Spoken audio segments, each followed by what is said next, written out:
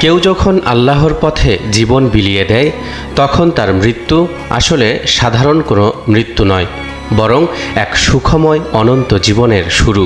পৃথিবী বলে সে মারা গেছে, কিন্তু আল্লাহ বলেন না, সে জীবিত।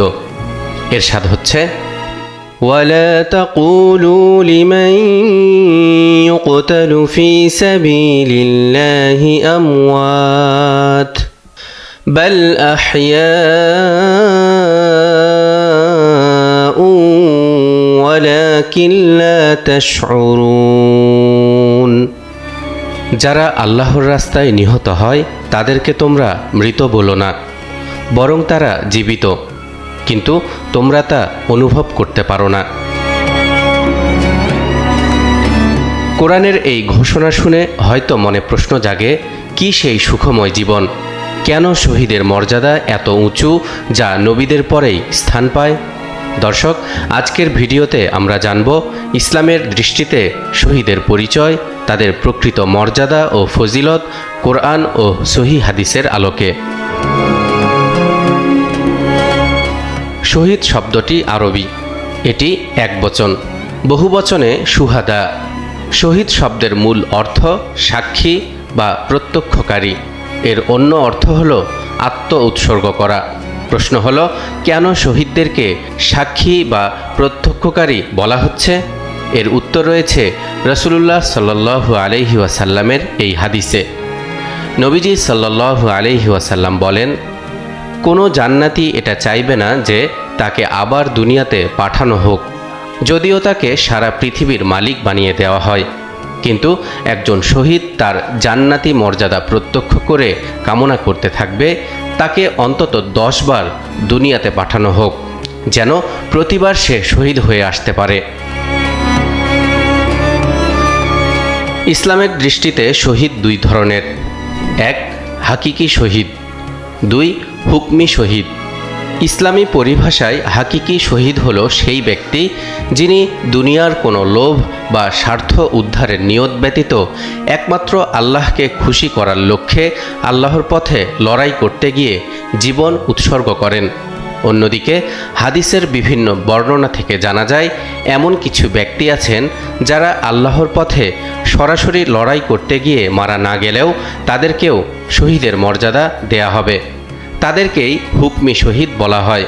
যেমন, যে ব্যক্তি নিজের সম্পদ রক্ষায় নিহত হয়, যে ব্যক্তি নিজের জীবন বা পরিবার রক্ষায় নিহত হয়, যে ব্যক্তি মহামারীতে মারা যায়, যে ব্যক্তি বিভিন্ন ধরনের পেটের পীড়া যেমন কলেরা, ডায়রিয়া ইত্যাদিতে মারা যায়, যে ব্যক্তি পানিতে ডুবে মারা যায়, যে ব্যক্তি আগুনে পুড়ে মারা যায়, মাতৃগর্ভে মারা যাওয়া শিশু, যে ব্যক্তি মজলুম অবস্থায় নিহত হয়, এছাড়া যে ব্যক্তি তার ন্যায্য অধিকার রক্ষা করতে গিয়ে নিহত হয় সে ব্যক্তিও শহীদের মর্যাদা পাবেন বলে হাদিসে উল্লেখ রয়েছে।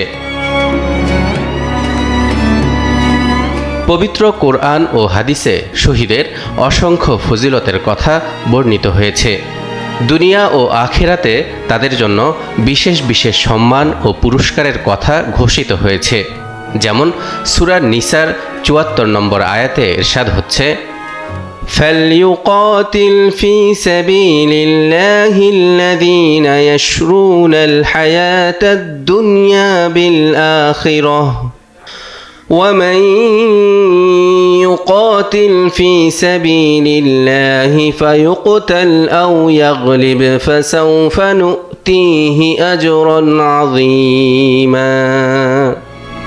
অতএব যারা দুনিয়ার বিনিময়ে আখিরাত ক্রয় করে তারা যেন আল্লাহর পথে সংগ্রাম করে, এবং যে আল্লাহর পথে সংগ্রাম করে অতঃপর সে নিহত হোক বা বিজয়ী হোক, অচিরেই আমি তাকে মহাপুরস্কার দান করব। অর্থাৎ শহীদদেরকে আল্লাহ তাআলা দুনিয়া এবং আখিরাতে এমন সম্মান ও সুখ দান করেন যা সাধারণ মানুষ কল্পনাও করতে পারে না। অন্যদিকে রাসূলুল্লাহ সাল্লাল্লাহু আলাইহি ওয়াসাল্লাম বলেছেন, শহীদগণ আল্লাহর কাছ থেকে 6টি বিশেষ সম্মাননা লাভ করেন। 1. রক্তের প্রথম ফোঁটা জমিনে পড়ার সঙ্গে সঙ্গে তার সকল পাপ ক্ষমা করা হয়। 2. জান্নাতে তার স্থান নির্ধারিত হয়ে যায় এবং তাকে সেটি দেখানো হয়। 3. কবরের আযাব থেকে রক্ষা পায়। 4. কিয়ামতের ভয়াবহতা থেকে সে নিরাপদ থাকবে। 5. তার মাথায় মর্যাদার মুকুট এবং অলংকার পরানো হবে। 6. সে তার পরিবারের 70 জন সদস্যের জন্য জান্নাতের সুপারিশ করতে পারবে। পৃথিবীতে একজন শহীদের দেহ হয়তো একসময় মাটিতে মিশে যায়, কিন্তু তার আত্মা উড়ে বেড়ায় জান্নাতের পাখির ডানায়। রাসূলুল্লাহ সাল্লাল্লাহু আলাইহি ওয়াসাল্লাম বলেছেন, শহীদের আত্মাকে জান্নাতের সবুজ পাখির পেটে রাখা হয়, ফলে তারা জান্নাতের যেখানে ইচ্ছা সেখানে ঘুরে বেড়াতে পারেন।